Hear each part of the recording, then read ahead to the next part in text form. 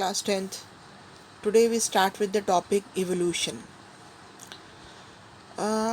Evolution is the gradual changes taking place in living organism, giving rise to new organism due to changes in their genetic composition.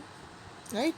जब भी genetic composition में changes आते हैं और उसकी वजह से जो ग्रेजुअल चेंजेस लिविंग ऑर्गेनिज्म में आते हैं तो that is called evolution.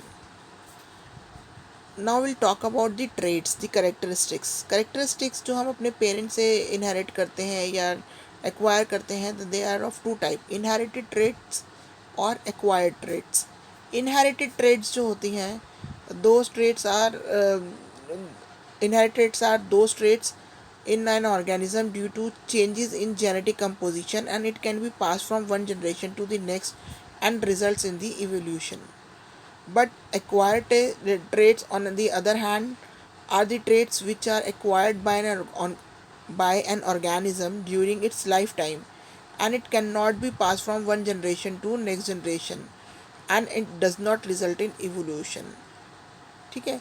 Like during the lifetime we will gain weight or we will lose some weight. तो these are acquired trait depending upon that environment कि हमें खाना sufficient नहीं मिल रहा है या खाना हमें अच्छे अमाउंट में मिल रहा है तो उसकी वजह से हम वेट गेन कर रहे हैं या वेट लूज़ कर रहे हैं.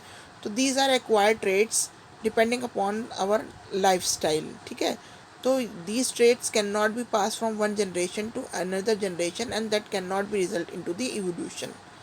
Now we'll come to the evidences of evolution. Is there are evidences of evolutions?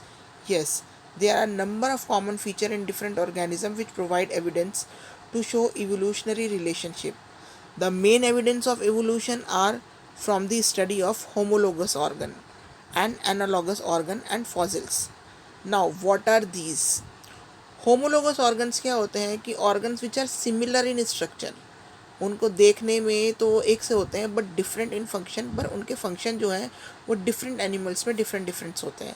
Like four limbs मतलब जो हमारे आगे के जो पैर या हाथ जो भी कह लें आप, वो चीज़ होते हैं. तो फोर लिम्स जो होते हैं amphibian, reptile, birds and mammal, उनके ऑलमोस्ट सिमिलर स्ट्रक्चर होते हैं बट डिफरेंट फंक्शंस होते हैं. एम्फीबियंस लाइक फ्रॉग अपने जो फोर लिम्ब होता है वो यूज़ करता है to raise the front of the body. On the other hand lizard अपने फोर लिम्ब यूज़ करती है वॉकिंग एंड रनिंग के लिए. एंड बर्ड्स के जो फोर लिम्स होते हैं they are modified as wings for flying. And mammal use four limbs for grasping, walking, running, swimming, flying etcetera. ठीक है. तो दिस शोज इवोल्यूशनरी रिलेशनशिप. ठीक है. आपको ऐसे स्क्रीन पे अभी दिख भी रहा होगा कि bat, dog, well and human के जो है वो जो फोर लिम्स है वो आपको शो कर रहे हैं. ठीक है. तो they are almost similar in structure but different in function. Now let's come to analogous organ. Analogous organ on the other hand are the organs which are different in structure but similar in function. जो देखने में तो different है, structure तो उनका different है but same function जो है वो उनका सेम होता है. Like Winx of butterfly, birds या बैट. ये होते तो फ्लाइंग के नहीं है, फंक्शन तो इनका सेम है फ्लाइंग, बट ये लोग जो विंग्स हैं इनका जो स्ट्रक्चर है वो आपका डिफरेंट होता है. जो आप देख रहे हैं स्क्रीन पर जो पिक्चर आपके इमेज आपकी शो हो रही है उसमें आपको डिफरेंट टाइप्स ऑफ विंग्स दिखाई दे रहे हैं कि विंग्स का स्ट्रक्चर तो डिफरेंट है पर उनका फंक्शन सेम ही होता है कि they are use for flying.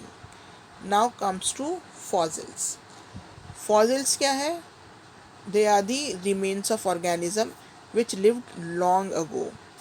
From the study of fossils, we can know their structure and the time period in which they lived. ठीक है. फॉसिल्स से हमें क्या पता चल जाता है कि वो जो जिसका भी फॉसिल मिला है, जिस भी ऑर्गेनिज्म का, उसका स्ट्रक्चर क्या था, उसकी हैबिट्स क्या थी, वो किस टाइम पीरियड में वो ज़िंदा थे. ये सब चीज़ें हमें फॉसिल्स की स्टडी करके पता चल जाता है. The fossils of complex and recent organism are found closer to the surface of the earth, and the fossil of similar organism are found deeper inside the earth. The age of fossils can be determined by the radiocarbon dating. ठीक है, जिसे हम carbon C14 भी बोलते हैं. The study of fossils show evolution of similar forms into complex form and their evolutionary relationship. Right? So today we stop here, and in our next class we'll take evolution by stages. Thank you very much.